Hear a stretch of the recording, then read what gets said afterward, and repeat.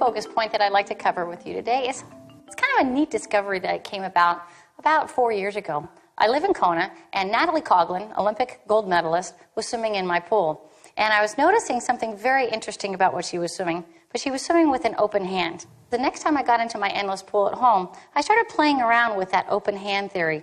And what I found is that when Natalie and other top athletes open their hand and keep it relaxed, what that does is it allows you to focus on your lower palm and your wrist for power. And when you focus on that lower palm and wrist for power, you engage your large muscle groups. And I in turn labeled that the power of the why. So to demonstrate, I want to show you how the muscles look when you engage the power.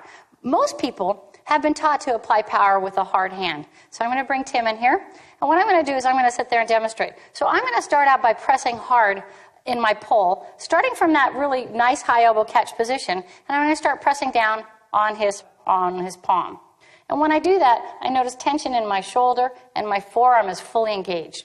Now I'm going to shift the power, or the fulcrum, to right underneath my wrist, and I'm actually going to let my hand go limp. And when I do that, I fire my lats. So I'll go back to the finger hand, pressing down. I'm using my shoulder and my forearm for power. And when I go over to my wrist, what I'm doing is I'm engaging these large muscle groups, the lats, all along the side of the body to engage my power. So what's really cool about this is, first of all, when your hand is slightly open and relaxed, you're creating less tension. And by creating less tension in your hand, you're going to be saving energy to apply into your wrist and to engage the power. So what we're going to do is we're going to have Tim get on the ergometer and play with this just a little bit. Something that's kind of neat is what is on this ergometer are the new power paddles. And they've been cut down to add increased awareness to the wrist portion of the stroke. So Tim's going to start paddling here. Really keeping a nice high elbow, like we've talked about before, but really focusing on not just the power in the hand, but power specifically in the lower palm and the wrist.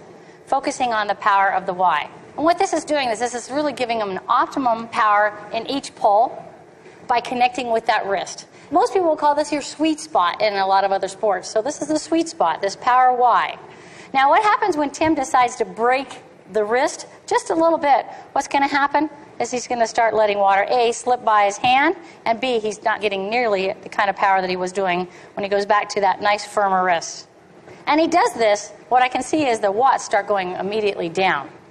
Now back to a firm wrist but a relaxed hand, and you can see that there's going to be more power available. So one of the most critical components to an effective arm pull is being aware of that this wrist area right here, this fulcrum in your wrist, is where when you press and apply power correctly to this area, you're going to fire your large muscle groups and you're going to get a lot of power, a lot of bang for your buck out of each and every pull. If you shift it forward into a hard hand, you're going to be using your forearm and your expendable shoulder muscles as opposed to the large lats.